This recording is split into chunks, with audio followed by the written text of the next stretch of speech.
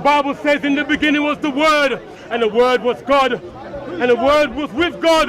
And in John 1:14 it says that the Word that was God became flesh and walked among us. That eternal Word, the eternal Word of God became flesh and walked among us. Christ is King! Christ is King! Christ is King!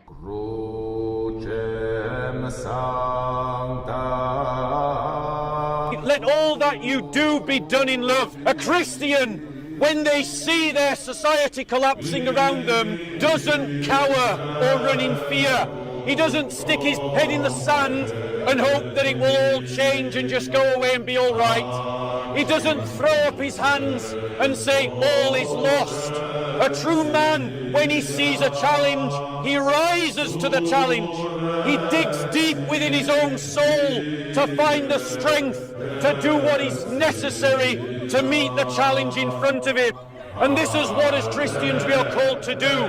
That means that when we see our society collapsing around us, we don't run away, we don't go and join the opposition as Andrew Tate did. We don't despair. No, as Christians, we stand up for that which is good and true and noble. The tutelage of our Lord Jesus Christ calls us to bear our cross and to suffer in his way.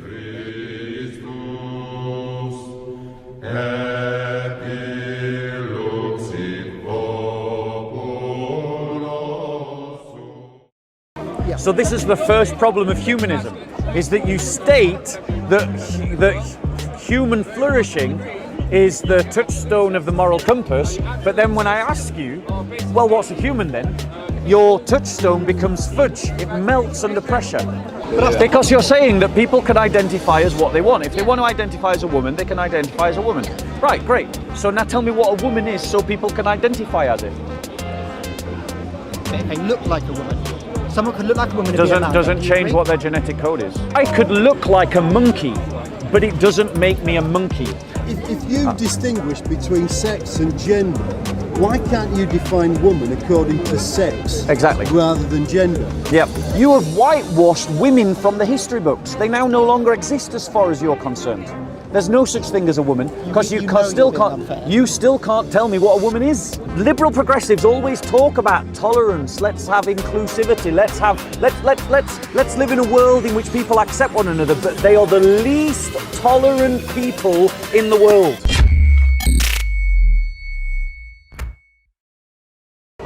What do you mean? Because I've never heard of... Exactly, you haven't. No. But this is a narrative that runs through liberal, secular humanists' assessment of religion.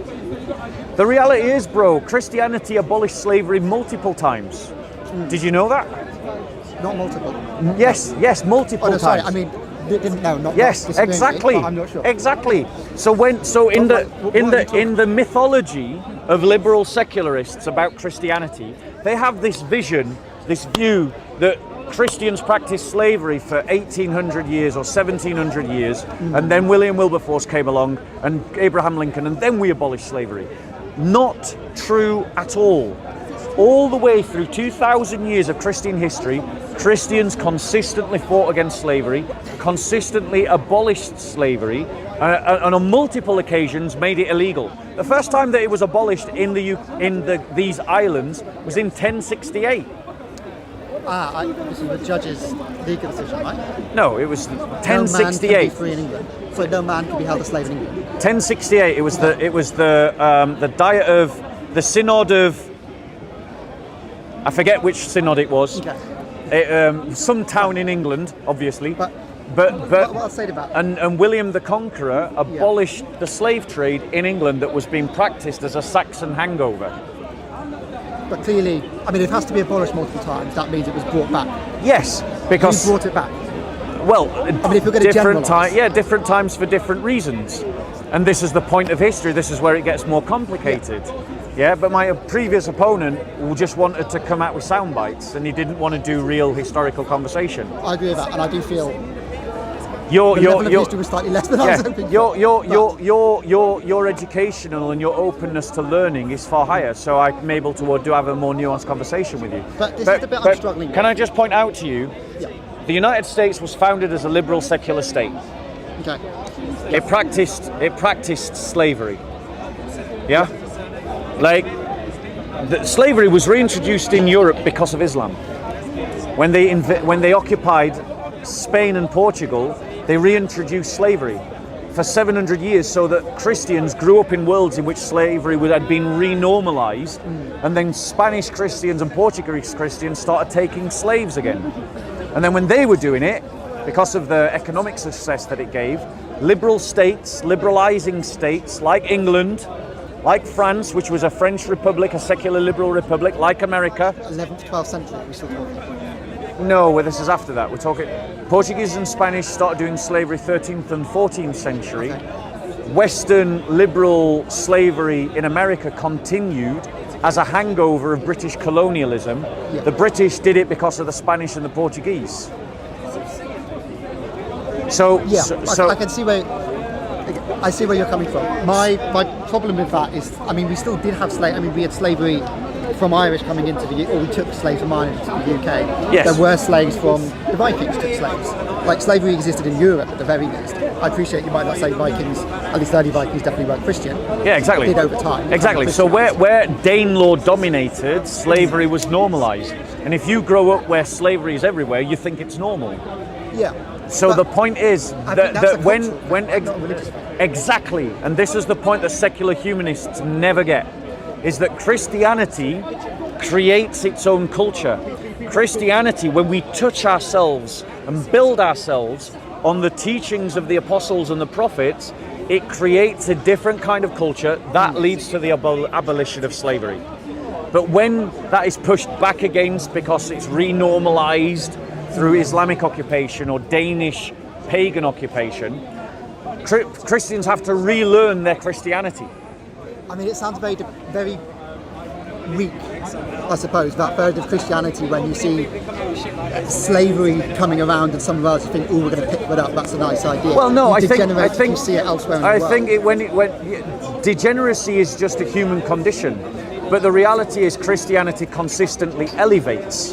Whereas liberal humanism, right? My problems with liberal humanism is firstly, it's liberalism, and secondly, it's humanism. Okay. And then, well, let's start off by who qualifies as human? Harder, but I think you'd agree, you and I would qualify as human. On what grounds? Well, would you disagree? I have grounds for saying that you're a human being and I'm a human being. I'm asking the liberal humanist in this conversation what his ground is for saying that I'm human. I think for me, it's about being generally speaking, Generally? rational human being. Not all human beings are rational, not all human beings are speaking. Are they not human now? No, but it's not a strict definition. It's a Well, I'm general asking you, definition. what is your I definition? know what blue is. I don't necessarily can define the difference between when blue becomes are you purple and struggling? when blue becomes Right, red. but my point is, liberal secular humanism says that humanity Yeah. and human flourishing Yeah. is the touchstone of the moral compass. It's the guiding Okay, light, yeah. the guiding star. But you can't even define what constitutes a human. So if you can't define what constitutes a human, what guidance is it to you? Well, I'd say it's, take that old Aristotle phrase, right? It's a rational speaking human being. But not all human beings are rational. I'd say And human being is for begging the example. question. I'm asking what makes a human Okay, a being. rational speaking being. Rational speaking being. What about mute people? Communicative. What about mute people that can't speak? Communicative. What about the blind, the deaf? What about children that are born blind, deaf, and dumb? Are they no longer humans because they can't communicate? Well, they can communicate, even if we don't understand. Have you ever tried to necessarily. communicate to someone who has those 3 disabilities? No, but I also struggle to speak Spanish. Doesn't mean that's not a communicative community. So, Right? so therefore, speaking. Just 'cause I can't Wait, communicate. so that means that speaking therefore can't be in the definition of No, human. communicative. Let's say communicative. Communicative. What about human beings in a vegetative state? I think it becomes much more difficult. What about people in a coma? Are they human? Yes, but I think it becomes more difficult. But they can't communicate.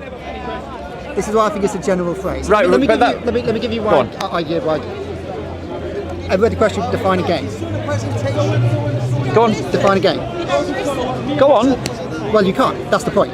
It's by familiar relations. You can point out what a game is, and you can come up. Lots of people know what games are, right? You can say football is a game, you can say chess is a game, you can say tag is a game, you can play games with yourself.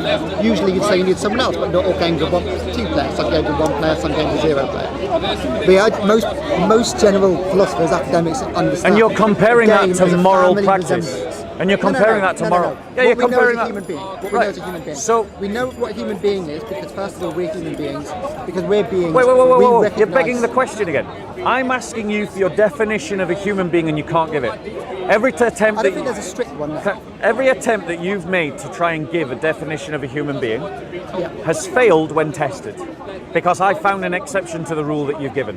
Yeah. So this is the first problem of humanism, is that you state that human flourishing is the touchstone of the moral compass, but then when I ask you, well, what's a human then? Your touchstone becomes fudge. It melts under pressure. And that is my first problem with liberal humanism. My second problem with liberal humanism is its values. Okay. Its emphasis on freedom, individuality, and equality. These are problematic values.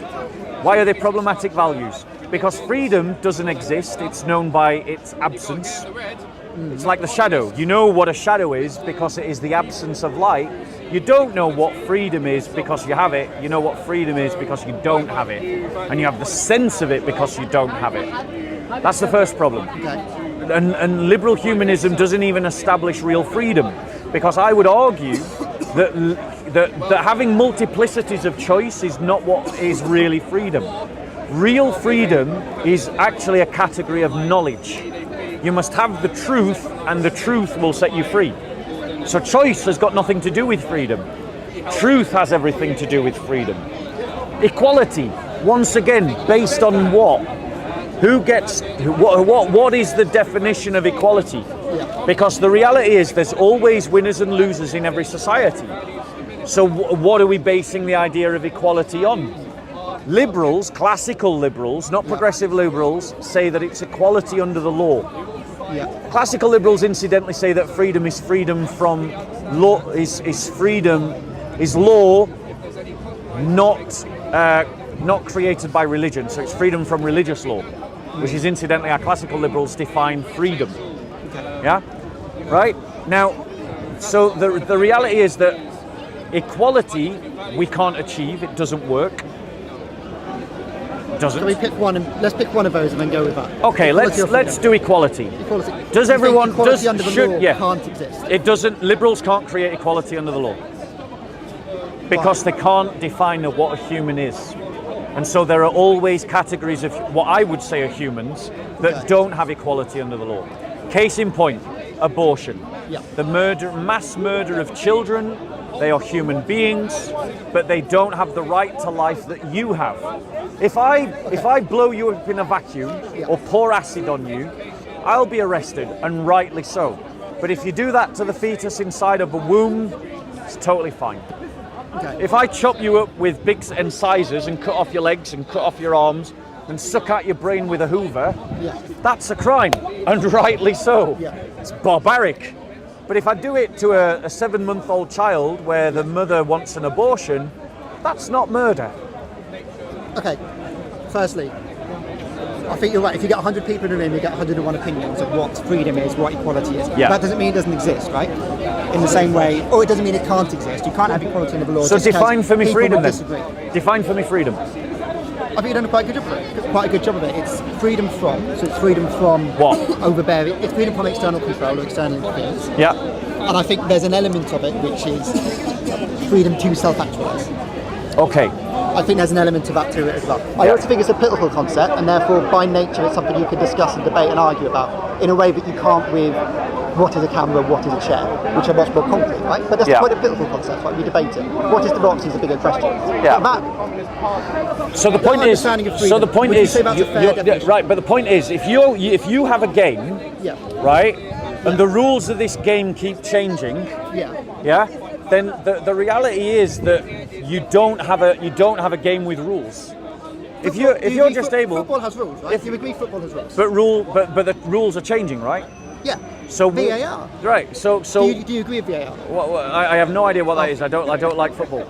I'm interested. I do. But that's a good example. Football has changed its rules in the last 5 years. It changed rules 10 Right. years ago. Right. So Hockey changes its rules. Basketball changes its rules. Yes. It's huge change. Right. 500 years ago, yes. football. So how much does football have to change before it stops being football? Well, I mean, go 500 years ago, and they still play it up in North, right? Football, you pick up the ball, Exactly. you get 200 people. Exactly. charge. Exactly. They Have you still ever done that, by the way? I've not. You should. Look at me. You should. No. It's really worth doing it. Yeah. But my point to you is, would you call that original football? Yes, because it's still called football.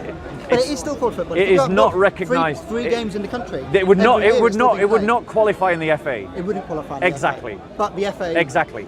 So my point is, so this is what I'm trying to say to you is that your ideology is morphic and is ungrounded, I wouldn't say and ungrounded, therefore, not only do the goals change, but the means to get to the goals change. Yeah.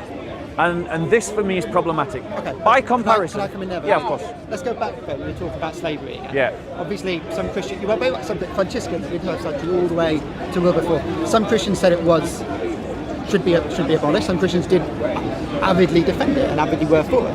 I mean, did it change? I mean, clearly, what the Catholic Church changed over the course of 600 years. Anglican Church changed its mind every few hundred years. So let me reply. Yeah. So let me reply. The inspiration that our Lord gave 2,000 years ago that led to the abolition of slavery has not changed. You can still find it in the Bible. It says, I have come to set the captives free. Jesus is quoting Isaiah. Isaiah is talking about prisoners of war that were slaves. And he's giving a prophecy of one who would come to set the captives free. Now Christ is doing it in two senses.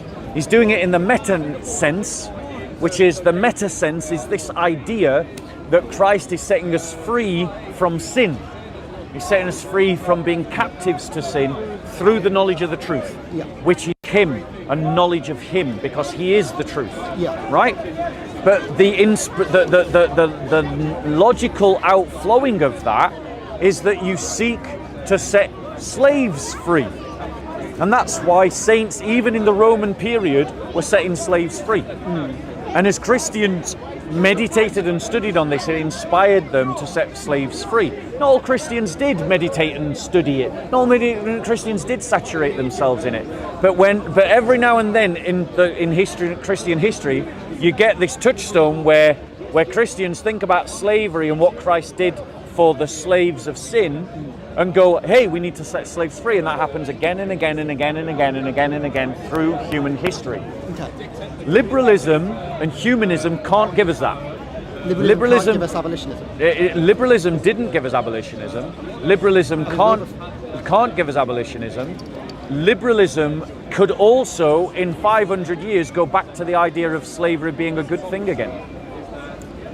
I mean, when you have a word where the first three syllables are liberal, and the concept is about freedom, and you said it yourself, it's about freedom, I think it's very hard to find any liberal who defends slavery. I would challenge you to give me an example. Like, am I wrong? Because they were born in a Christian milieu and influenced by Christianity. Well, I very strongly would disagree with that. But even today, I mean, if you go to France, you go to the UK, you're not going to find it. It's very rare. No, no. Non-existent. So, but here's my point. Here's my main point around that, right? What a community of liberals agree on isn't necessarily what I would agree on, isn't necessarily what's right. In the same way what a community of Christians agree on isn't necessarily what you think Christianity should be saying. Do you agree with the humanist statement? That what? So there's been three productions of the humanist statement. One in the 1930s, one in the 1970s, and one in the 2000s. Yeah. I think it was in the 2000s. Exactly. Yeah. What? 2000 exactly. 2000. I know the manifesto. So which of those manifestos do you agree with? Honestly, I cannot remember them off the top of my head. I'm not unsurprisingly, I'm not a very good guy when it comes to remembering the manifestos. Right. But it's the statement. I believe I do not believe in God. Yeah. And I believe that we find value in the world that we live in. Right. So this is one of the ways in which Christianity is a better guidance to you than liberal humanism. Is that within the Christian community we have the institutional church. And the institutional church has the ability to settle the argument, has the ability to give guidance. I'm just Christian. Just Christian. So the church is in the ethereal church. The ethereal church, the body of Christ. And we also have authorities like the Bible And we have a goal, we have a consistent goal that as Christians we're always aiming at, which is that the job of the church is to produce saints holy unto God. Okay. And a holiness is a person who lives by virtue and truth and embodies virtue and truth in their life. Truth is a stable thing that you can go back to and reference again and again and again. And virtue is a habit of lifestyle that you cultivate through practice. Liberal humanism doesn't even give you an ethical practice, because how do you achieve the goal of human flourishing? Which ethical system do you adopt? Utilitarianism, situational ethics, Kantian deontological moral imperative? Like, what exactly do you do? How exactly do you get there? Like, liberal humanists neither have a path nor do they have a goal? Because no, but I would challenge anyone who says that they know exactly what is right and wrong forevermore, are they? We've read 500 years ago, 1,000 years ago, and we talk to people. People tell us that. Right, I'll give you I'm going to attempt to say that you're wrong. Okay. So, for example, the Bible says, "Thou shalt not lie." Do you think, as a maxim, that is always the maxim that we should aim at, even though under certain circumstances it might be trumped, like when you've got Anne Frank up in the attic? Yeah. Or a communist murder at the door. Yeah. Yeah? Or communist murder. But broadly, yes, it's broadly true, but there's exceptions to the rule, right? Yeah. So what we're saying now, is that in every situation, in every civilization, we should create a world. We should create a world in which people are honest with one another. Yeah. That is a better world than a world in which we're not honest with one another. Great. Yes, I'd agree. As a Christian, I'm fixed to that because of the Ten Commandments. Thou shalt not bear false witness. Okay. But as a liberal humanist, you're not bound to that. Well, as I a liberal, have respect for other human beings, right? But okay. by my moral creed. What counts as a human being? Would you not agree with that? Would you What? not believe in that What? if you weren't a Christian? No. I'm not saying that you need to be a Christian to believe in that. Lots of people believe in that. Yeah. But my point to you is that as a Christian, that's a fixed point for me. It's an unmovable peg. It's been hammered in the ground, and my tent is held up by that peg. Yeah. As a liberal humanist, you can't present to me a basis for agreement. You do agree, and I agree that you agree, but you can't give me a reason to agree. Well, I would say, I'd use an academically word and explain it. I'd say I'm a Kantian constructivist. Okay. By constructivist, I mean because we live in a society with other people all around us. Yeah. That's why we have to be ethical. My grounding is the fact that I live with other people.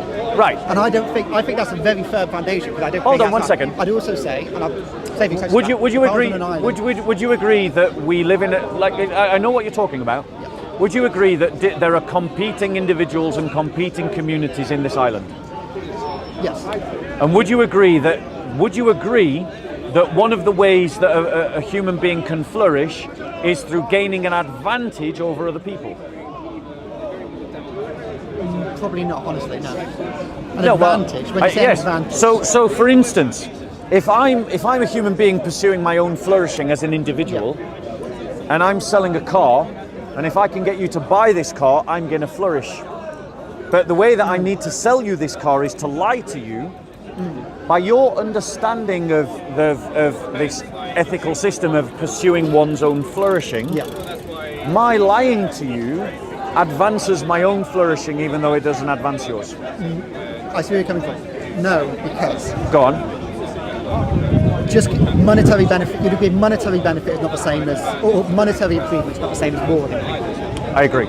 So just because I might get a monetary benefit from lying to you, great, helping create a society in which we lie to each other. Yeah. That's a moral degradation, that's morally worse. I'm not improving my own flourishing morally, even if I financially benefit. But what metaphysical, but on what basis? Because this is I'm a human being living in society. Right, but the point is, that's irrelevant to my triumph in selling you a dodgy car. You're right, and I think this is one of the biggest problems we have in society. So you're one second.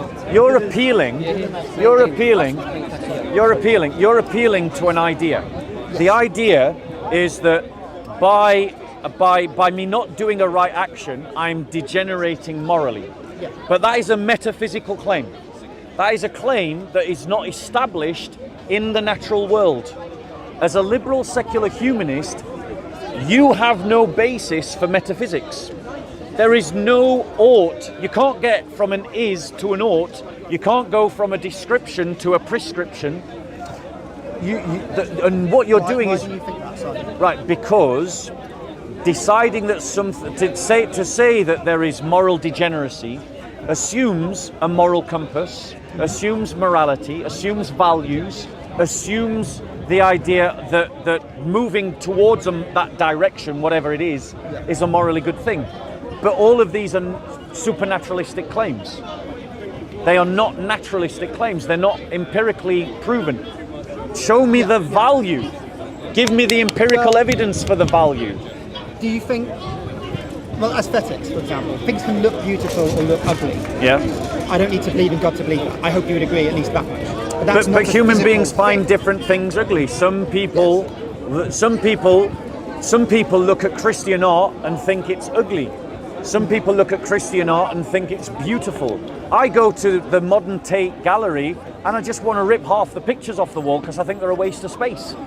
My point to you is that liberal humanism, if it's honest, if it's integral, collapses into relativism. And when it collapses into relativism, it collapses into merely who's got the bigger gun, who gets to dominate the other one. And I'll say why I disagree. So I want there is an element of relativism. I want you to establish for me the grounds by which you can talk about moral degeneracy. What metaphysical grounds can you talk about morality? What metaphysical grounds can you define as moral goodness? And what the direct that we have an ought, that we ought to move towards moral goodness, using a truly atheistic, non-supernatural argument. How do you get there? Okay, so we live in you would agree at the very least, and this is in this statement, we do live in a community. We live in a society with the people around us. We live in a society. I wouldn't say we live in a community. We live in a society. Okay, we live with other individuals. Is that good enough? Yes, we do. We live with other individuals and communities. And I have to interact, engage, trade, talk, all these things with individuals. Correct. Yes. Yes. To do that, to have a conversation, there's some certain rules we almost have. Yeah. Implicit in this conversation, the very basic is I talk, then you talk, and then I talk, Yeah. and I don't punch you in the face, and you don't punch me in the face. You might say we made a promise, almost in that sense. When we just had a conversation. We got a social we promised. contract, yeah. Exactly. Yeah. So we ought to not do that. We ought not to break promises. Most of the people would agree a promise has an implicit ought. Right. So do you not? Would you disagree? I am saying that what I'm saying is that you haven't established your reasons for that ought. You've acknowledged that the ought is there, but you haven't established any reason from a liberal humanist worldview why we should follow it, other than the fact that it's a social contract. Okay, if I want to leave society and go on an island and interact with no one ever again for the rest of my life, I think morality goes out the window. In that situation, right? Because I'm not impacting anyone, I'm only impacting myself. Now I could. Your argument is from the social contract, but the problem with that social contract is if we as a group all agree that anyone who hasn't got our skin colour should take a second place in society, and we're the ones in power, and we're the ones that are the strong ones, because we have created that social contract, that suddenly becomes the ought. And you know very well that there's plenty of historical examples of where white people have done that. Yeah, absolutely. And we can point to the fact that Christians are treated like as second-class citizens across the Muslim world, because they've made a social contract that Christians should be second-class citizens. So the reality is that this social contract is not sufficient grounds for your ought. But here's my alternative as a Christian. We all have the Imatio Dei. We all have the image of God within us. Every one of us is made with it. And it is irrelevant how old you are, what colour skin you've got, whether you're male or female, whether you're black or white, young or old, whether you're abled or disabled, whatever your gender is, whatever your sexuality is, that image of God is there before anything else. And as Christians, we are instructed to honour and to love the image of God, whoever bears it. Which means that we don't agree with abortion, we don't agree with taking slaves, we don't agree with apartheid systems. It's independent of a social contract. Because remember, when Christians were fighting against slavery, we were fighting against it in a civilization that accepted slavery. So we were going against the social contract. Yeah, but you have no grounds to go against the social contract if the social contract agrees that we don't do X, Y, or Z. No, because the fact first of all, the fact we live in a community of people, that itself has certain rules. But we've just created in our hypothetical statement, we've just invented a society in which white people who dominate everything have decided that anyone who's not white is second class. Okay. So that's now the social contract. Give me the ought, the reason for the ought to go against that social contract. Do you think we should have that in society? As a Christian, no. But as a Christian, why am I saying that? Why am I saying that? I'm not saying it because I'm not going in a circular loop that says the social contract should not involve slavery because the social contract should not involve slavery. I'm saying that as a Christian, everyone, independent of other factors, anyone who's a human being, has the image of God. Okay. And that let's look at abortion. Let me give you an example. Use abortion. Well, I'll use you as an example and we'll go simple. If I'm talking to you, so I've got the wrong coat. If I talk to you and I said you don't speak English, would you disagree? What? If I said you don't speak English, you disagree. I would assume you disagree. What, sorry? And we could have this back and forth over and over. Yeah. But it wouldn't make sense what I'm saying, right? Go on. If I said you can't speak, you can't use English words. Yeah. It wouldn't make any sense. Yeah. The basis of how we have this conversation doesn't make sense. I think, in the same way, the idea that black people, that women, that gay people, anything like that can't be as equal members of society, it's completely disproven by the fact that you engage people like they're complete members of society. But Like, again, it doesn't make sense. all you're to have this appealing, conversation. you haven't established the ought there. All you've done is appeal to the social contract. No, my point is, if we have this conversation, which is a promise that two people can have a conversation with one another, that is the point of living together, that two people can engage with one another. And then you suddenly go, yes, but that person can't do that. But that is exactly I'm what. talking to that person. But that's saying they exactly can't do what that. societies It have makes no done. sense. That's exactly what societies have done again and again and again. And this is society But you haven't. failing ethically, You haven't. and that's the proof of it. But you haven't given me any reason for that evaluation that they failed ethically, because A, you haven't given me any foundation for an ethical system. B, you haven't given me an ethical system. And oh no, sorry, you did. You said deconstructionism, social constructivism. So I'm engaging with your social constructivism, right? The reality is, as a Christian, my trump card over your system is this: I have an ought. I must be like my God. I must be holy like my God, right? Holy as my Father in heaven is holy, right? That is an inexhaustible goal. Right? There's always room for improvement at every level, because to be perfect is a never-ending direction, right? And I also have a structure. I have a framework by which I can achieve that goal, to embody virtue and to embody truth. And I have a source of truth that I can use, that I can then embody. And in terms of an ethical system, I have an ethical system called virtue ethics, which is independent of society. It's actually independent of other individuals as well. It's purely internal. It's the habits of my own lifestyle. And I'm positing that that is a far better way to achieve, a far better system of thought to achieve human flourishing than what you're offering. But because again, I'm going to go back then, because if you look at the history again, we can see slavery for 1,500 years, 2,000 years, under any monotheistic religion, Christian or Muslim or Jewish, you see slavery coming about constantly. Yeah. I think it's... Go on, I'm listening. There are some Christians who have historically gone against that. Yeah. And especially around the turn of the 18th century, Yeah. it did change. But for a good 600 years it did happen. No, that's wrong. Every time you say that slavery came about adjacent, when we had it coming about in Al-Andalus, we had it coming about from the Barbary slave trade, Christianity started adopting it. That seems like a very tepid moral system to me. Right. If you have 100 years ago, even, you can see the complete subjugation of women. You can see women seen as property based on law in the UK, which in itself was based on Christian natural law. Yeah. And then you have homophobic laws, and before then, you still have it today with anti-trans laws, you still have it today with public border laws, which just don't seem. If you think that's coming from Christianity, I'm very concerned. If you don't think that's coming from Christianity, I don't know what's going on. You're right. Christians are anti-trans ideology, and the reason why Christians are anti-trans ideology is because trans ideology is anti-woman. The fact of the matter is, trans ideology is essentially the triumph of misogyny, because it's saying to women, and only women, that they don't exist.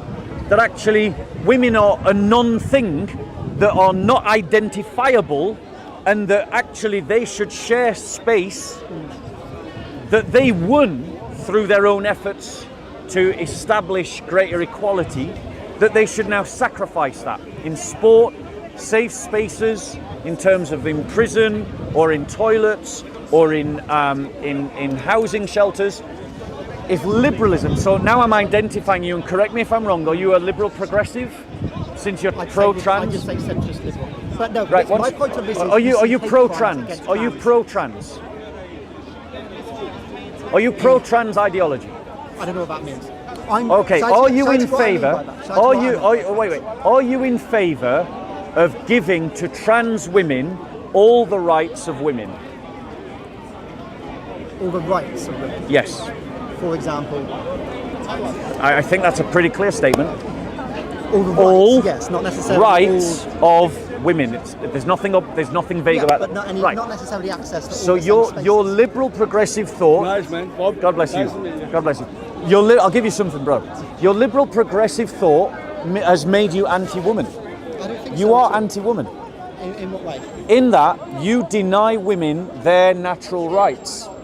You deny them safe spaces. You deny them their existence. When you say natural rights, what's a woman? What do you mean natural rights? What's a woman? Well, I got there first. Let me get mine. Yes, that's true. What do you mean by natural rights versus political rights? Right. So I'll give you an example. Of natural rights. Right. Yeah. A natural right.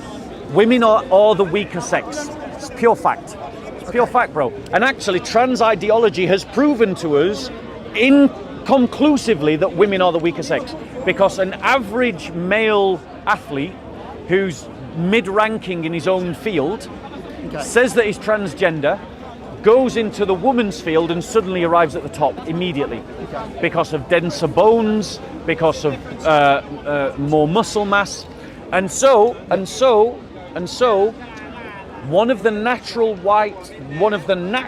rights of women as the weaker sex is that they should be protected from the abuse of men by men. As a trans ideologist, you're anti-woman because you're willing to endanger women by allowing women, forcing women, the vast majority of who object, forcing women to share their space with men. I'll tell you why I disagree. I don't agree with that natural right in the first place, because because really, of what? It should be the rights of people to be free from abuse. Why do you agree with natural rights? Why do you disagree with natural rights? Because I think rights are political by nature. Right, so you're back to your social contract again. Well, yes. Right. So do you think we have rights if we lived on an island with no one around us? So you've just demonstrated my point, which is that you want a social contract, which I disagree with, in which women's rights are diminished and women's rights are taken away. That's exactly what trans rights has led to. Well, let's compare natural and political rights for a moment. Right, what are natural rights? Did the Armenians have? What are natural rights? When they were fleeing from the Turkish genocide. What are natural rights? Rights based in our nature, rights based in humanity, I would assume. Or you tell me if I'm wrong. Right, so a natural right is a right that we can observe through reason because it presents itself in the natural world. Okay. That's what a natural right is. Yeah? Not far off, and have you? Yeah. No, you weren't. You weren't at all. So it's a fair observation of nature. It's not sexist or misogynist to say that women are weaker than men, pound for pound. Okay. But if I say a political right is one that exists. Yeah, political right is different. We live in equality. Exactly. Wait, you believe in equality, but you've taken away. Right, what's a woman? What's a woman?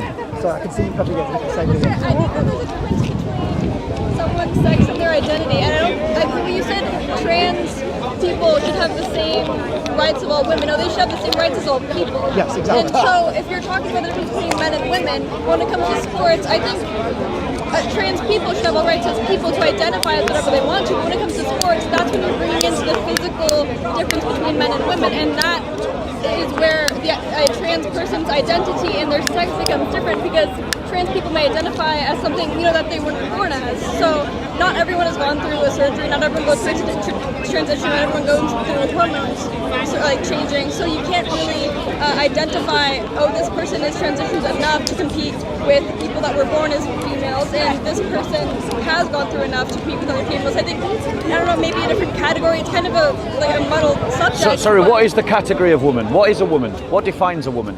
Someone that identifies as a woman, but... So that's totally circular logic. What is a woman? You're saying that someone can identify as a woman. If you're saying that someone identifies as a woman, you're saying that a woman is a specific thing. So what is that thing that someone is identifying as? There's a difference between gender identity and sex. Sex Great. being male and female. So what is a woman? Well, that's the point. It's a communal. Because you're saying that people can identify as what they want. If they want to identify as a woman, they can identify as a woman. Yes. Right, great. So now tell me what a woman is so people can identify as it. Identify as... Right, so this is the problem with trans ideology. Trans ideology is irrational ideology. An irrational ideology is an ad hoc, self-contradictory ideology that in this particular example relies upon indefinite terms. It uses the word woman, it uses an indefinite term that it cannot define. So I'll ask you both again, since you're the trans ideologists. If people can identify as something, in this case woman, what is a woman for them to identify as? We've created gender constructs that are feminine and masculine from people being born as male and female. Okay, we've created the separation, we've invented, or rather trans ideologists have invented a separation between gender and sex. That does not exist. Well, There is no separation between gender and sex. Gender and sex are one-to-one identifications with one another. When it comes to femininity and masculinity, and that can mean different things for different people. I agree. So for example, in the Muslim world, it's considered feminine to wear jewelry and silk if you're a man, because that's considered feminine. And I agree, these things are social constructs. But a woman, which is also a gender, a woman is someone who has a biology. They have a certain chromosome set.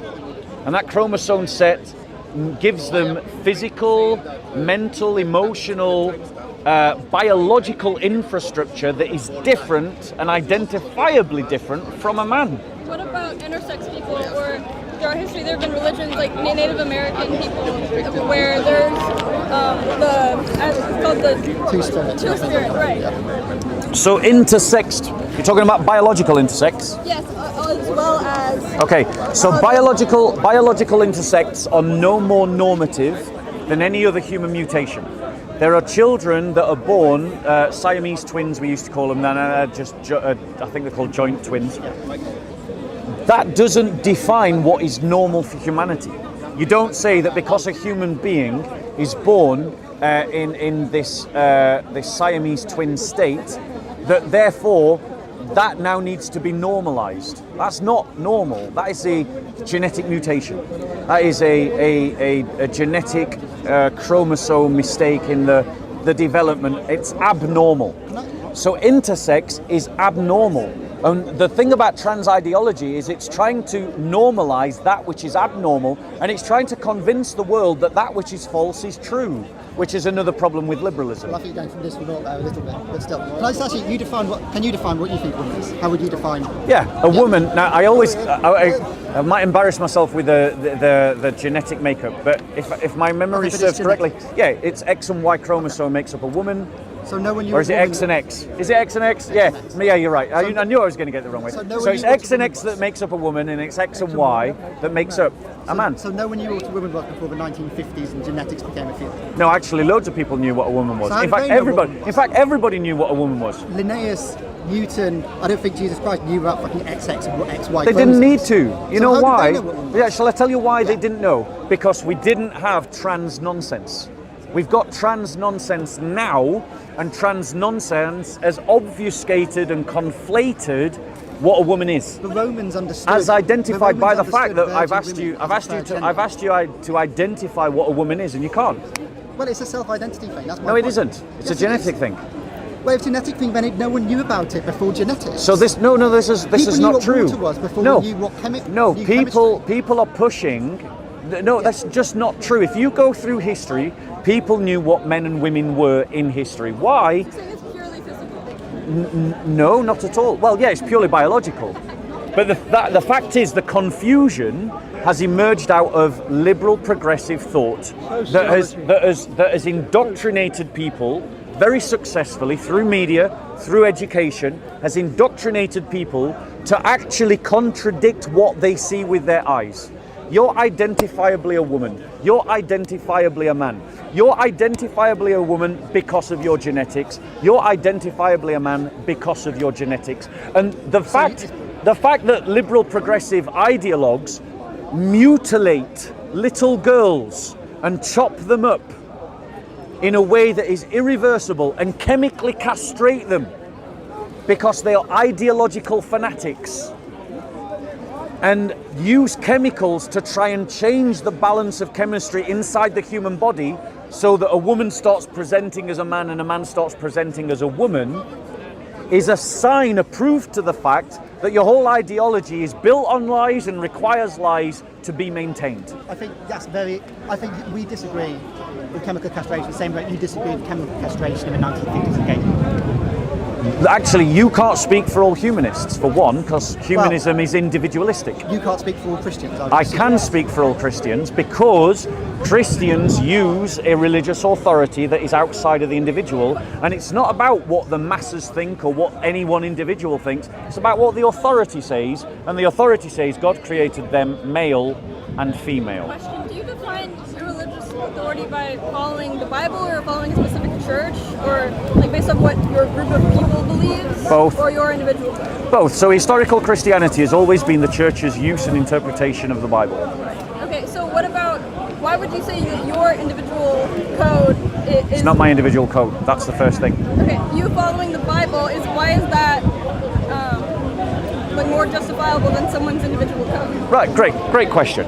So what what a group right. thinks. So in terms of why, I can give you the Christian answer to that, but I'm not giving it to you because I think that in a relativistic world it's a convincing answer. But as a Christian, I believe that the scriptures are inspired by God's Holy Spirit to write down what God is doing in history, who God is, and how we should live. And so for me, because the church has written the scriptures and identified that these are the authoritative text, that's where we go to. The reason why, my argument is actually a pragmatic one to you. The reason why Christianity is better than liberalism is because the classical liberals, for instance, would puke on liberal progressives and their ideology. Liberalism is mutating. Classical liberals were very much empiricists. They were very much linked to the idea of the study of the natural world, whereas progressive liberals now, and I'm including you both as progressive liberals, have moved away from empirical science, and now you've gone into dogmatic statements of faith, but they're just ones that you've made up. They're not grounded in anything. But you see the irony, there's irony in saying we're being dogmatic in saying Sorry. you can identify however you want, we don't care. And you're saying it's being pragmatic to say you have to be a man, you have to be a woman based on how you were born.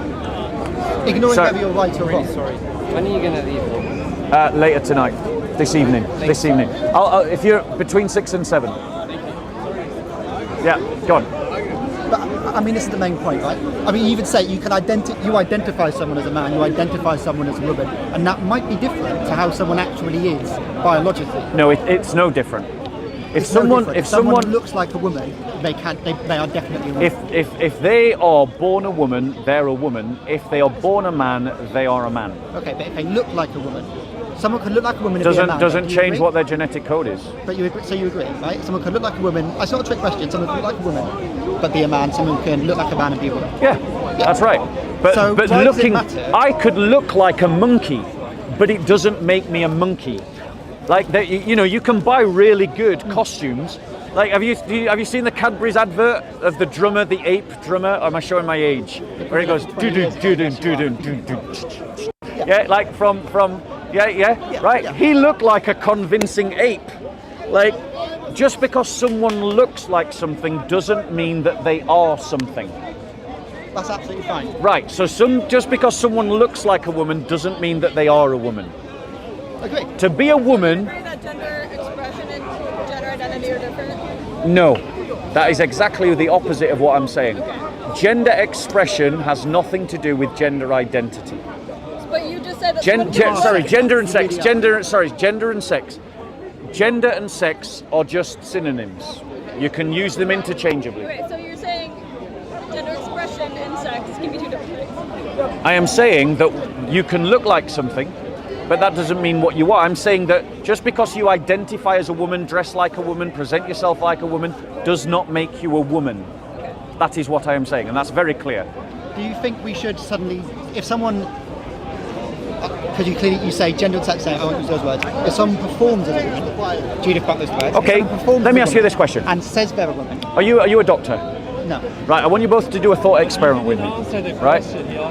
No, wait, do a thought experiment with You me. go first and I'll come afterwards. Goodbye. Let's not worry about the man in the beard and the funny glasses. Yeah. Let's not worry about that. Yeah. So no, I'm talking to these two. Stop being rude. Stop being rude. Right. So let's do a thought experiment. Right? You're a doctor. Right? And a trans man calls you up and says, "I think I'm having a miscarriage." Is that possible? Trans man, no. Right. Trans woman, no. Why can't a trans man have a miscarriage? Trans man can, a trans woman can't. I literally just said trans man. Can a trans man have a miscarriage? A trans man, so a woman. This is not who- confusing. Yes. Trans man, Yes. i.e. A woman who becomes. No. Say You mean no. trans women? You're right. I'm No, from a relationship and things that we know, women broadly have periods. Not all women, of course, do, but some do, some don't. Most women get pregnant. Obviously, some women do, some don't. Most women have uteruses. Obviously, some women might not have one. Yeah. Like, we do know these things, Yeah. but there's not a 100% case situation where every single woman fits under that one category. No, Or a and- woman with XXY chromosomes. Can you give me XXX what's your chromosomes. definition of a woman again? Because you haven't given one. Someone who identifies as such, Right. So what are they identifying as? as a woman. And But it's- what is it's a woman to self- identify as? It's a self-identifying. No, it includes hold on, things bro. like how you choose Let's to see, let me just present the yourself, point how the you point the choose point to view your role so the in point is society, how the you point choose- is the point is what you're doing is this. I'm asking you, right? You're saying that there's this group of people that are identifying as X, right? Let's just leave X unspecified, right? And you're saying that a person is X if they identify as X. And then I'm saying, well, what is X? And then you're saying, well, it's what you identify as. So we might as well swap out the word woman with dog. So if I identify as a dog, I am a dog according to your logic. So Because I identify as a dog. Why, if I want to identify as a dog, am I not a dog? But here's the distinction I want to bring up. If you're identifying as a woman and if you are a woman, or if you identify as a woman and your sex is as a woman, they're different things. If we agree with that, at the very least, then what you identify I don't as, agree with that, by the way. If we suppose that to be true. But I don't suppose Let's that to be pretend true. for a moment and just I'm let's go not for that. pretending that is true. Well, then how can I explain the difference? Exactly. If you don't pretend, Exactly. If you won't even If consider we the concept, if we how can I remove explain the concept? But that's the point. If we remove reality from this discussion, the whole discussion just evaporates into air. Which is exactly what Marx and Nietzsche warned us about. Well, Marx didn't warn us about it, he celebrated the fact. But Nietzsche certainly warned us that when society decided to reorganize without God as its center, that everything would fall apart, that we would walk over a void, over a chasm, in which north no longer is north and south no longer is south, and we simply float in a void and we fall into a chasm. And this is exactly what he warned us about. This is exactly what he mourned in his philosophy. He recognized that it was happening and he feared the consequences of it, and you are the fruits that he warned us about. But what's the consequences of just accepting someone to not identify how they want to? Because, I'm not saying, let me be clear, I'm not saying, therefore you should let them do all the, you shouldn't change the law. Let's not talk about the law, let's talk about politics. Let's talk about healthcare, which has been run roughshod, Travis Scott run roughshod, as the courts have shown, over the rights of children, over the rights of people who are trying to get healthcare, because the healthcare hasn't been substantive. Just in terms of what you choose to identify, whether I call you a he, whether I call you a she, or whether I call you a they, why does that matter? Well, why does it matter? I'll tell you why. Society will end. No, bro. No. Society will survive, but society won't be. If every man was a woman and every woman was a man. So let me reply. Okay, so let me reply to your point. Sorry, you've got a bit here as well. Yeah, thank you. So let me reply to that point. What does it? How does it matter? I'll tell you how it matters. Women have fought for equal rights, and now a bunch of men and their women enablers have decided that women don't exist, and that women's rights and women equality is now being undermined because men are dominating female spaces. Women are being forced to accept men presenting themselves naked in changing rooms, fully anatomized as men because they've identified as a woman. There have been examples of women being in prison by men who said that they were women. These things matter because women are the victims of trans ideologues like yourselves. And I, as a Christian man, am obliged to defend the natural rights of women as the gentler sex, to protect them from male violence, from male oppression. And that means I must oppose you because you are in favor of male violence and male oppression over women by the fact that you are in favor of trans ideology. You have whitewashed women from the history books. They now no longer exist as far as you're concerned. There's no such thing as a woman because you still can't tell me what a woman is. Try again. What is a woman? It's someone who identifies as such. So what are they identifying as? How you dress, how you perform, how you live in society. But what is that? What is that? What are you identifying as if you're identifying as a woman? You see, you can't answer. What are you identifying as if you identify as a woman? Yeah, what are you identifying as if you identify as a woman? I think it's literally as much as that. I think it's a very rapid definition. I don't think it's... So exactly. So you're now saying that there isn't a thing called a woman. Let's say that women are now identifying Someone who gives birth. Well, that's part of it. That's all of it. If it's so, the point is... I'm sorry, your point got lost. Go on. Let's just say that we can specify it as what women have looked like throughout history. Okay, we put it as that. We are now distinguishing a difference between male and female and the identity of gender. You don't agree with that? I don't agree with that because women, that is... But we are distinct, but we do... Sorry, but this is the lie of liberal progressives. Liberal progressive has reduced women to how they dress and how long they grow their hair. The reality is, that is not the experience of being a woman. Being a woman is dealing with estrogen, riding the dragon. Being a woman is being able to give birth. Being a woman is about having periods, about dealing with these kind of things. It's about dealing. No, trans women, right, are as physically strong as other men. That is not the world that women live in. Women live in a way, real women, actual women, the real women of the world, live in a world in which they must navigate the strength and possible abuse of that strength by men. A trans woman is as physically strong as a man and therefore could defend themselves like a man. A real woman, pound for pound, would always be the weaker sex. That's the real experience of women. If they present themselves as a woman, they have to suffer like women do. They take hormones, they have to suffer like women do. Yes, so it's based on a lie because they have to chemically change their bodies. And also, saying they don't but go your through the same things your what they do. definition of a woman is someone who dresses like a woman and grows their hair long. That's rubbish. If a male That is not the sum total of female experience. if a male- Female, you do not. You You're telling me do. no the sum total of female experience? I'm telling you, you do not do service to womanhood when you reduce womanhood to how you dress and how long is your but hair I'm reducing and it whether to you how wear one makeup. identifies. Where, like a man can never be a mother. Never. Correct, yes. Can never be a mother. Doesn't matter if they call themselves a woman. Men and women love children differently. No, men Yes, love they do. children as well. No one ever said anything different. I said they loved children differently. I'll give you just a sort of personal experience. It's not objective science. One of the complaints that I know that happens between couples is that men have an ability to tune out. And that includes tuning out children. I had this experience myself. This ability. I tuned out my own little sister, right, when she was crying in a crib, and my mum screamed at me and she said, "How can you listen to that baby cry and do nothing?" Because her mind as a mother was activated by the cries of my little sister in a way that my mind as a man was not. I agree with that. Right, but that is an experience of womanhood that is unique to womanhood. It's beautiful. And you, in your sick, you're not sick, but your sick ideology has reduced womanhood to basically how you dress. You have reduced the women's experience, what it is to be a woman, to how you dress, whether you wear makeup, and whether you grow your hair long. That's not true. So what is a woman? What someone identifies as, and you're reducing it to And purely how do you? biological. Okay, so now answer this question: how do you identify as a woman?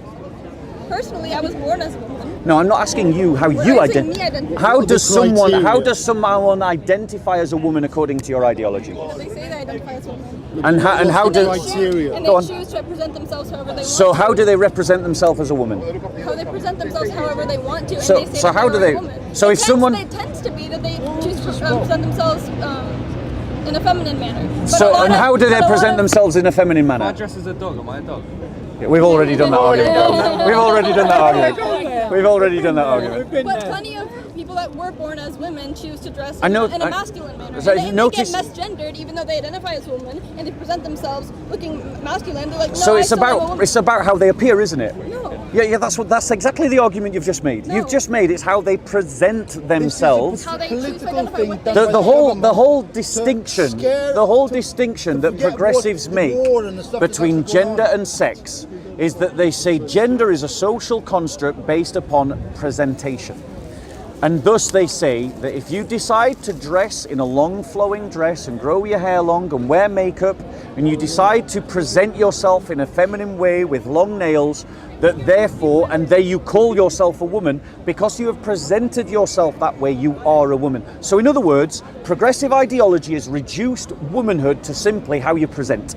Christianity rejects that because we say that womanhood is like manhood, something beautiful and unique that is created by God, and there are experiences that are particular and specific and discrete to women that are not shared with men, characteristics, abilities that are unique to women that are not shared with men, that make women distinct and different from men, and you cannot transform from one to the other. Back to your earlier, way earlier religious point, you Women are believe women, men are that men, that's your it. group ideology is above the individual, right?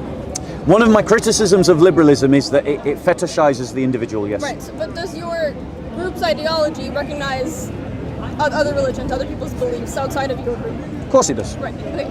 So in Native American belief of the Two-Spirit, do you let them do what they do and believe that there can be a third gender identity or no? Right, so That's their practice. I mean, you won't respect well, their firstly, religion or no? firstly, let's get this right. Indians aren't one group. There are different tribes Yeah, in with certain- different in beliefs. certain Native American And yeah, beliefs, exactly. right. So let's not generalize about Native Indians, Native Americans. Sorry. So but if Christians come across something, a belief system that is false, false. Your definition of false. Yeah, like something that doesn't match reality, which is what trans ideology is. It's an ideology that doesn't match reality. Because that which is truth is that truth is that story, that narrative that corresponds to reality. Like your mental, spiritual, religious belief and their mental, spiritual. Yeah, I'm literally answering your question. I'm literally answering your question. So truth is that which corresponds to reality. That which is false is something that doesn't correspond to reality. If I say gravity does not exist, gravity is a lie made up by NASA, right? Every single person immediately knows I'm talking rubbish. Why? Because I've given a description of the world that doesn't match reality. So if someone says to me that there is this indefinable word called woman and you can just identify yourself as it, then I know from biological evidence, historical evidence, sociological evidence, psychological evidence that women actually do exist. And those that are arguing that women is just this social construct that you can identify as, I know that their story about reality is false, and therefore I would seek to convince them otherwise, whether they're a Native American or an American, European American, or an English European. I want to go back to this though, but and to understand a woman is what? It's a family of things that you say, assuming you're not a geneticist, we say it's a family of things like it's probably going to get able to get pregnant, probably able to have a period. Why are we talking about women as if they're it's? So I didn't mean to say it. If I said it, that's not what I meant. That's where your ideology has led you, bro. Probably able to have a period, not necessarily probably has a uterus, not necessarily. It's a lot of these things which probably are true, but not necessarily. Not all men have beards. In fact, even some women have beards. Right? But there is a kaleidoscope. No, we're really not. This is your fantasy world, right? Mike for me. This is your fantasy world, and your fantasies are dangerous. They're dangerous to women. This is why you two are anti-woman. Well, let's just take this. Right? Let's just take the ought, because you keep going back to the is. Yes. I just want to take. The ought. Let's go to the ought. Let me say my statement. Yeah. And then you say why you think it's wrong. Okay. If you want to identify as a man or a woman or any other gender or no gender at all or whatever on that gender spectrum, you should be able to. And as a society, it's not right or wrong to choose to do so or to identify others as such. Okay, here's my reply. Telling lies is bad. Do we agree? Do we agree that we should live life as honestly as possible? The truth is the truth and the lie is a lie. Right? As a principle, living your life by the truth is a good thing. Are we all agreed? Yeah. Right. If you create a society or live in denial of that which is true, that is harmful. Yes. And saying that women don't exist is a lie, a damned lie of the devil, because it denies 50% of humanity their rights based on their gender. Notice how I'm using gender and sex as the same thing? Therefore, trans ideology is bad. Saying that you can identify as whatever gender you want is bad, because it's about living out a lie. Are you not causing the confusion though, as much as he is? Go on. Well, you refuse to distinguish between sex and gender. Correct. You refuse to distinguish between sex and gender. No, he does. No, I do. I promise you I do. Well, He does, he really does. if you distinguish between sex and gender, why can't you define woman according to sex? Exactly. Rather than gender? Yep. I think I agree with his It's a great definition. point. I agree with his definition. No, you don't. What's my... Just not of gender. Well, yeah, so we both disagree because we have a genuine disagreement. But why do you define woman according to a socially constructed set of stereotypes Yes. rather than sex? Correct. Because I think gender is socially constructed. Well, I we think agree on sex that. is biological. Well, yeah, well, we both agree on that. We both agree. Yeah, but why? No, but No. you haven't That's where answered my question. My question Sorry, is, what am I not getting? why do you use a socially constructed set of gender stereotypes To define to woman. define woman Rather than sex. biological sex? Yeah. That's the only thing we disagree on. I think women can mean two things.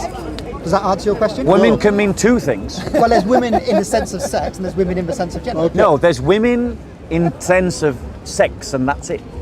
But we disagree that you Yeah. can distinguish. So what? No, but we agree on Are we on the same everything page? except for why you use gender to define women Rather than sex. So I'll tell you why. So this began as a conversation around law, around politics, around how we live as a society.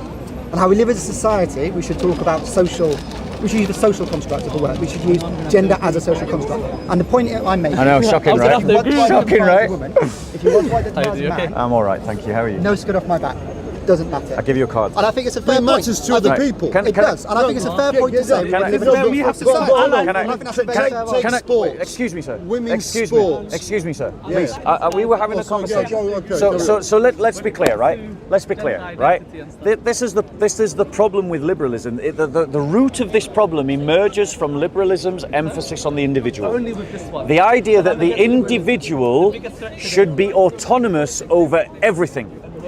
It has got to the point that it started off with the idea of the individual being free from religion imposed upon it.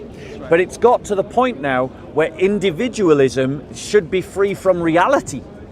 Should be free from reality. The reality is you cannot give me a reason, a logical reason, consistent to your own worldview, that says, if I present as an ape, why am I not an ape?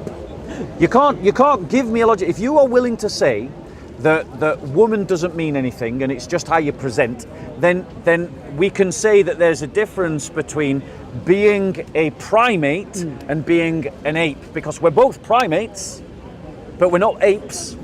So if I present as an ape, you have no grounds to say I am not an ape according to your logic, but you will now become inconsistent and you will now use the arguments that I've been using against you for the last hour to tell me that I'm not an ape. Tell me why, if I say I'm an ape and I present as an ape, I am not an ape. I'll tell you why I'm being consistent as well, so I'll come back to that point.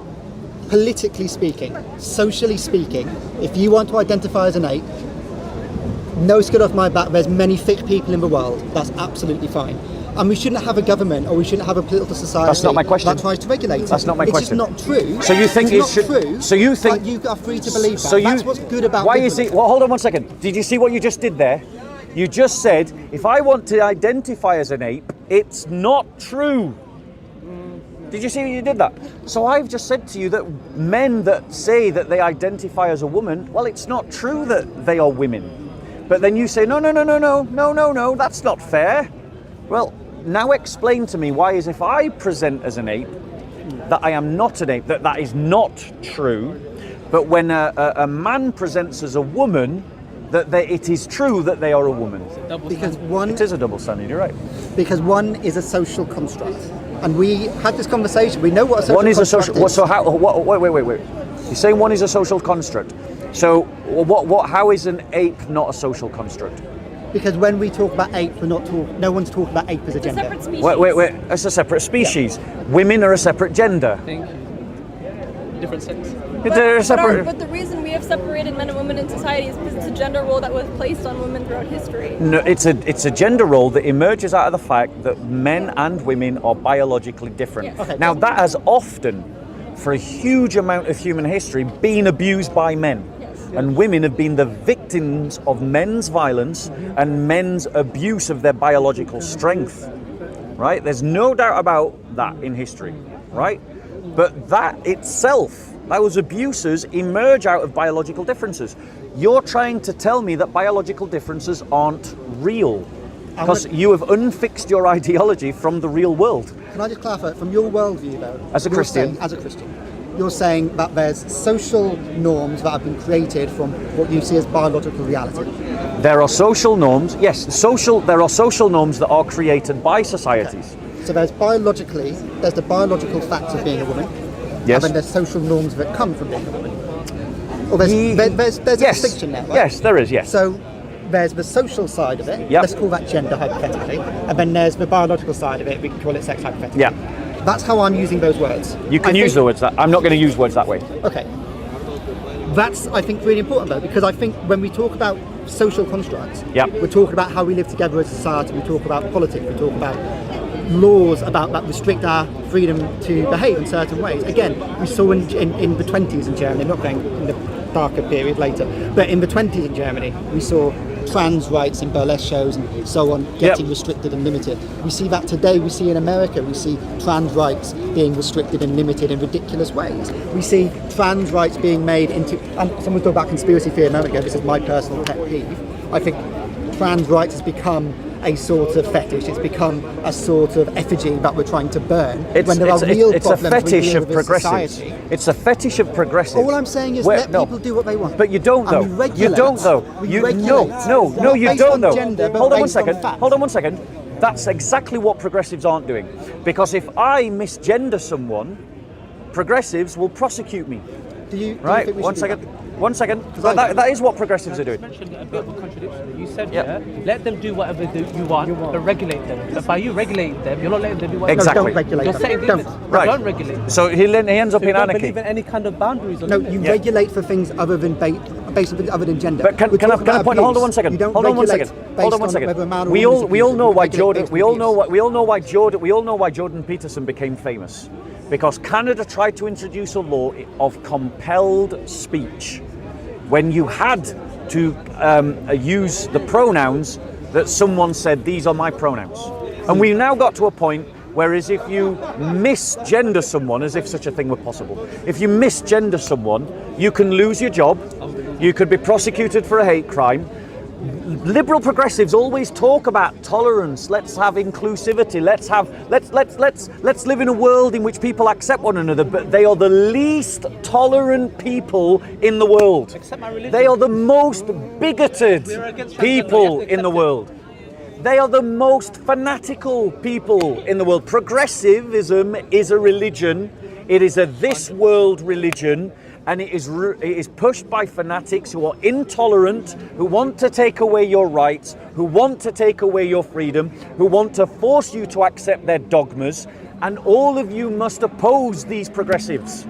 You must oppose them, because given the opportunity, they will cast you out of your job, they will cancel you, they will take away your freedom of speech. It is an evil ideology, just like Nazism was an evil ideology, just like communism is an evil ideology. Liberal progressivism is an evil ideology that every good person should oppose. And I agree, we should do more to protect freedom. The lady for has a society. question. Go on. Within your religion, you believe in converting others into your religion. Yep. But you're tolerant of others. Yeah. So do you believe in just letting people do as they wish? No. No. Christianity doesn't lead to that way. So Christianity has a principle. Christianity has a view of law and how law should be used. So I'm going to quickly explain how it works. Firstly, Christianity says that law is a secular activity. So in other words, it isn't something that is prescribed from the book in terms of the covenant that we're in. It is a secular activity that secular societies prescribe their laws, but it's not voidless. It's not just creating laws in a vacuum. It's creating laws according to a set of values and a set of beliefs. So because of your belief system... Let me finish. And our view of law is that the role of law is to hold back the tide of sin. It isn't to give freedom to sin, it's to hold sin back. But in terms of doing good and what good looks like, there is no law. We don't prescribe what doing good looks like. We only prescribe against evil. So there used to be in this country, I don't know if you know this, there used to be a law called Section 28, which meant that you could not proselytize LGBT, transgender ideology in schools to children. I want to put on record that I think we need to bring back that law and outlaw propaganda to schools that is pro-LGBTQT. We need to ban it, because the result of it is that we are creating a society disconnected from reality, as you have witnessed in this conversation, and we're also allowing child grooming to occur in schools and the sexualization of children in schools under the guise of educating people about LGBTQ. Okay, so because of your belief system, you believe you can regulate what other people outside of your belief system identify with and believe in? Yes. And that's exactly what you're doing. But you're claiming that you don't. The difference is, I'm being very honest, I'm saying that I wouldn't actually stop your freedom of speech. If you wanted to misgender someone and call a man a woman and a woman a man, I would let you do that. I would not punish you for misgendering people, for calling men women and women men. But progressives do want to prosecute me for misgendering people. So you don't think there's a difference between free speech and the inclusion of hate speech? I think that if I had to choose a world that had a radical adoption of free speech like they do in the US, or what the progressives are trying to push in our world, I'd go for the American model every time. I don't think it's perfect. I'm not a liberal. Remember, I'm a Christian, not liberal. Christians, not liberals. Okay? But if I had to choose between the world that the progressives want to create and the world that the classical liberals created in America, I'd choose the classical liberal America every time over the progressives. I'm not committed to free speech ideologically. If you came into my church and started blaspheming, I'd grab you by the hair, I'd pull you out. Right? If you started desecrating a Bible in front of me, I'd probably try and get that Bible out of your hands. Right? I'm not pro free speech ideologically. But in terms of degrees of goodness, free speech is slightly better than having the progressives control the limits of free speech. Do you not think it'd be better if we just lived in a society? This brother wants to ask a question. Okay. As much as Bob knows, I don't agree with Bob on many things. I don't like Bob with many things. But with regards to this is why you'll find a lot of Muslims and Christians, they support one another. They go to the schools and they protest. You acknowledge this, you can't disagree with this, it's the reality. And because despite our differences, the Muslim Christians will ask, who decides what's right and wrong? Where is your moral compass from? How do you derive what's correct? All right. Look, what's your name? Mia. Nice to meet you, Mia. Have you got a Bible? Yes, I do. Okay, God bless. Take care.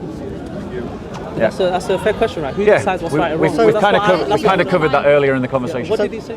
So I believe that it should be, we come together almost groups like this and we essentially decide what should be allowed and what shouldn't be allowed. And we should imagine it in such a way. Can I ask you a question? So I'm saying, do you agree with homosexuality? Yes. Do you support it? I mean, I would allow it, yes. You would say love is love. You would allow it, but as in, do you support it? Yes. Yeah. Like politically, yes. Okay, so would you say it's because love is love and that it's no one else's business?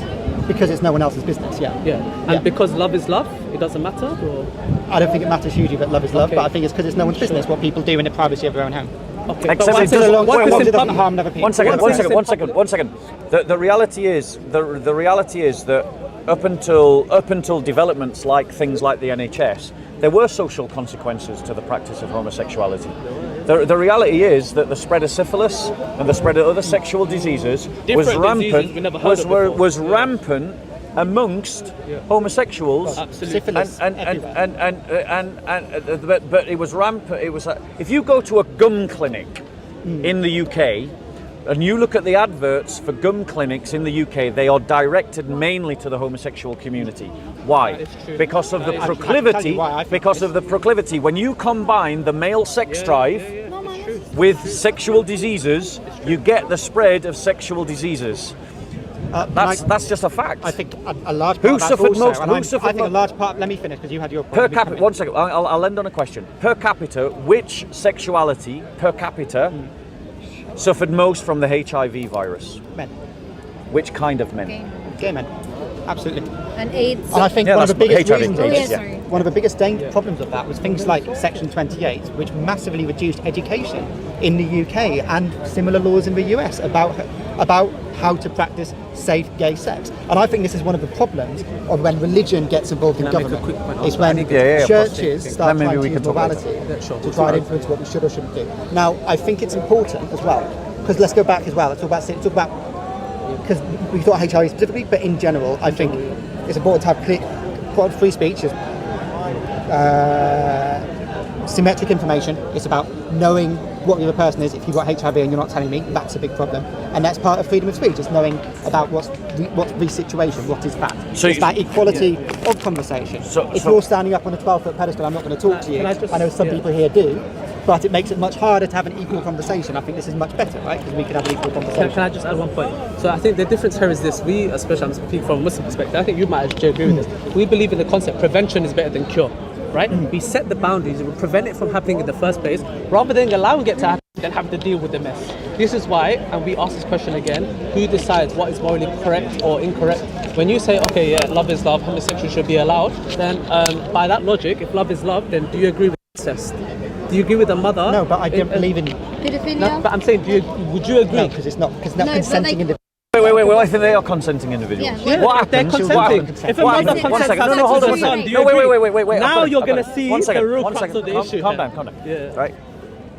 If a brother and a sister agree to practice safe sex, so they will use a condom, right? But they've consented as adults, right? They've made that rational choice. Would you say that incestuous sex is acceptable? Morally, no. On what grounds? Because it can cause so much damage. Because it causes so much. They're practicing harm. safe sex. But they're practicing safe sex. Hold on one second. Morally, I believe that the family unit is a very valuable part of society. They're not. And I think incest goes against that. Who now, defines here's a family? The important difference, though. Because I don't think that's a heart matter. No, I think it's no. This is a It's heart necessary. matter. It's essential. Legal. Look, you're making me a Christian and a Muslim ally on this. I don't want to ally with this guy. Really, he doesn't want to ally with me. He really doesn't want to ally with me. Well, Trust I don't me, like this guy. there's no Muslim in this park that likes me. No I don't Muslim, like this guy. no Muslim But in on this this, park I wants to have ally with him. You're making him do painful things. If you went to He's suffering right now. Stop this. This is not very good humanist behaviour. You're causing him to suffer.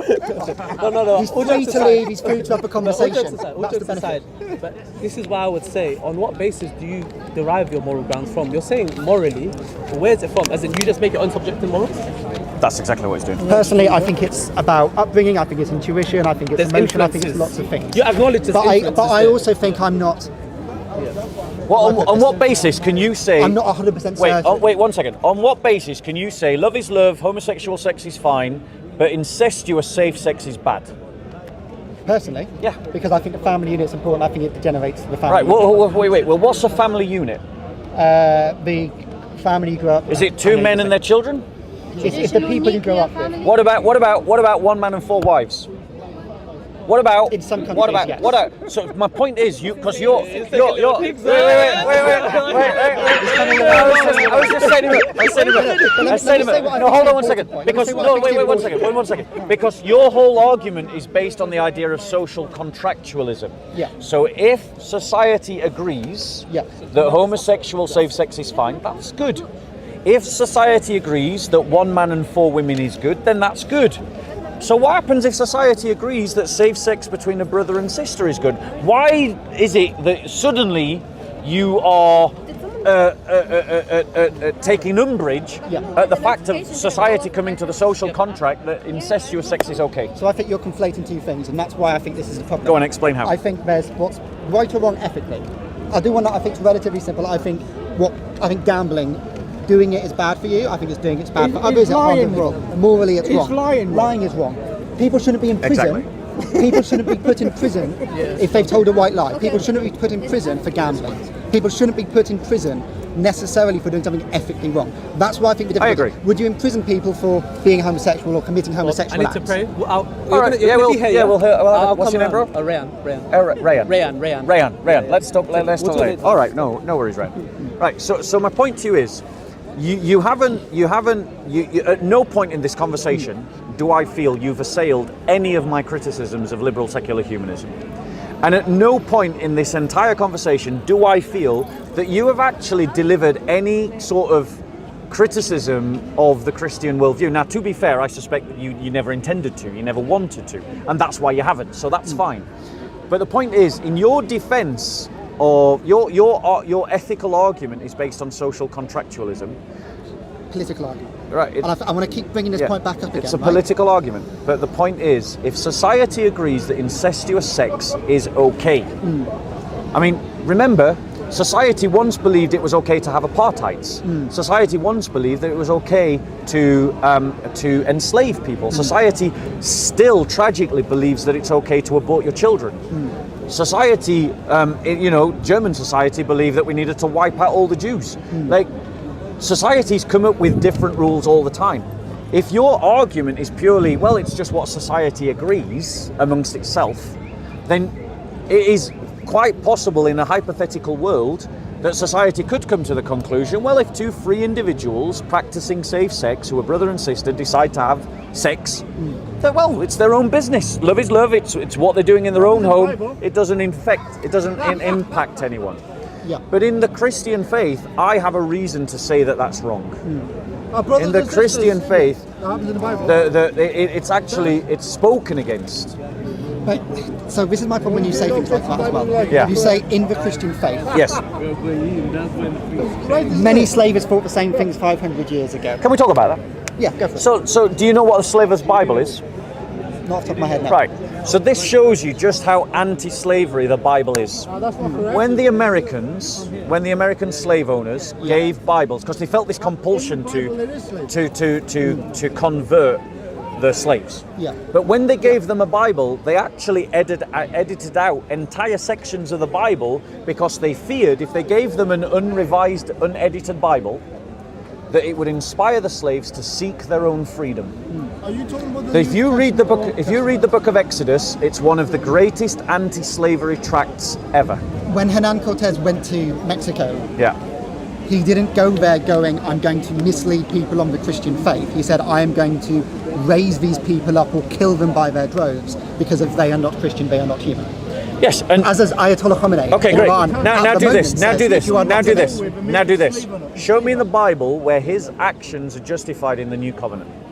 Hernan Cortez very much believed it was. No, In that's the not same the way question. Sorry, you that's not the believe yours question. are, Sorry, in the that's same not the way question. others have. Sorry, that's not the question. The question is, show me in the Bible where Hernan Cortez would go to justify the mass extermination of the Latin Part of the American New people. Testament says no. Just slavery. ignoring him, bro. Answer the question. Personally, You don't know, do you? I'm not a religious. Right. I would assume Can I tell you you? would look at the Can I sections. tell you that there is no justification for that. The problem, I mean, the difference between liberal secular humanism and Christianity is, I have an authoritative text and an authoritative interpretation of that text. You don't have anything, so you have nothing by which you can pin the idea that incest is wrong. in the authoritative text Of right, what, just liberal as- secular humanism? There is no authoritative of text. the Bible.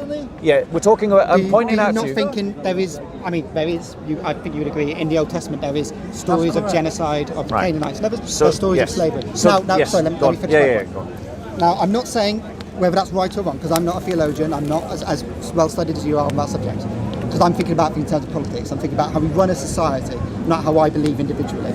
I think if an individual can come to that conclusion, we have to work out a society where we can live together. But that's That the doesn't base itself on a book that some people interpret it to justify genocide, Yeah, justify yeah, slavery. yeah, We should yeah. find a way that we can live together, Yeah. which is based on living together, Yeah. not based on something else. Right. So, and I would say Christianity is still the better way to do that. Because if we were going to create a world, I think we would want to create a world that is built on love and good faith and hope and justice and prudence and chastity. Yes. I'm most of the way with you there. Well, you just said chastity is about controlling one's sexual urges so that you're not controlled by your sexual urges. Stoicism. Yeah, it's not stoicism, it's chastity. Stoicism is the belief. Stoicism is the ethical practice of upholding the virtues. So it's a virtue ethic system, and I've just I don't want described to to get you. about Stoicism, because I can go on a bit of a rant myself. Yeah, I've just described to you a virtue ethic system. So what I'm saying is, if we look at how do we create the best society, the one that a rational person and instinctively is drawn to is one that is tutored by apostolic and prophetic teaching. Just talk about virtues then. Would you believe a society that believes in self-righteousness? Not Self-righteousness, or righteousness, righteous indignation. righteousness, Not timidity, these are terms. not over bravery, to use what Aristotle would call, but righteous indignation. When you see wrong, you challenge and change it. Yes. Okay.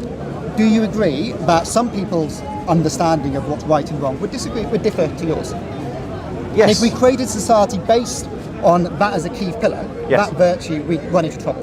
Right? But that's the Very point. quickly. But that's the problem We with. would. But that's the problem with liberalism. Is that liberalism is just virtues gone mad.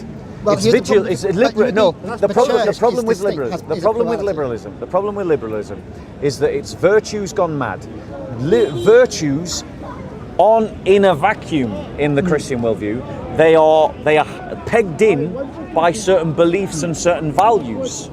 So because of those certain beliefs and certain values, virtues can only express themselves, that certain avenues of how you could express virtue are shut down. But you can't identify So for instance, self-righteousness, which could easily actually be covered by the term of righteous indignation, is actually something that's spoken against by Christianity. Being ethical is about practicing and repracticing and learning how to do it better. That's how you become ethical. That's according to the Christian system. But I think this is the important point. Politically, when we live with others, you can't base it based on values independent. You live your values. I'm sorry, I can't hear you over this guy. Go on, say again. But you live your values. Start again, because I didn't hear you. You live your values. Could you start again? Start again. What did you say? We live politically. We live around and with other people. Yeah, that's one way we express our ontology, yes. So if we're living to live with other people, we have to accept that other people have different values to us, and we have to create a society which isn't based on our own individual values. That's my point. But the point is, we have to find a way to live together. Not all values. That's not based on independent. Not all values are equally valid. Absolutely agree. Absolutely agree. And individualism is not as valid a value as the value of the church. Well, the church isn't a value, though. Yes, it is. The church is a value. No, what is a value? Well, let's do the examples we gave. We talked about chastity, we might say prudence, we might say courage. No, those are virtues. They're not what values. Do you mean by values then? Sorry. Exactly. So a value is the worth that we ascribe to something. If we ascribe worth to anything, it has a value. Your sunglasses cost something. Okay. Yeah? Yeah. So it has a value, right? It's how much do we value it? Your life has a value. Yeah. Yeah? I would say that the value of the church is more important than the value of the individual. Why? Because human beings were never meant to live as individuals. It's natural to us to live in community. Yes. And so, because it's natural for us to live in community, we should organize social units that are village-sized, and the church can embody that. The idea of creating village-sized communities in which people are born, in which people are raised, in which people die, in which they can know one another and know other people and be socialized in those units. The problem with individualism, the problem with individualism is that it destroys the village element of human nature. And so we're not living according to our human nature, and this creates lots of psychological problems. One of the reasons why there's an increase in depression, an increase in the sense of, let's just call it generally being lost in the world, is because individuals are growing up and living in isolation, and that isolation is being doubled down on, as it were, by the liberals' obsession with the novel, the new, as expressed in terms of technology, because technology is increasingly isolating us from one another. It's increasingly separating us from real relationships. If you've got 1,000 Twitter friends, but no real friends you meet up with week to week, you haven't got real friends. Shall I tell you why? My belief about that's a problem is you'll find your own community online, your own niche values of a people out of a million who will agree with you on every single. Human beings need physical. Well, 20 years ago, human beings need real interaction. Interact people who are different, who disagree, who create a novel world. So that's not community then? Well, it is a community. No. It's living with other people. It's not with. No, it's individualism. That's not community. That's not community. Other people. That is not community. That is a society based on individualism, and you're conflating community with a society based on individualism. A community is a group of people that are brought together and are united by common beliefs, common values, common practices, common customs. That's a community.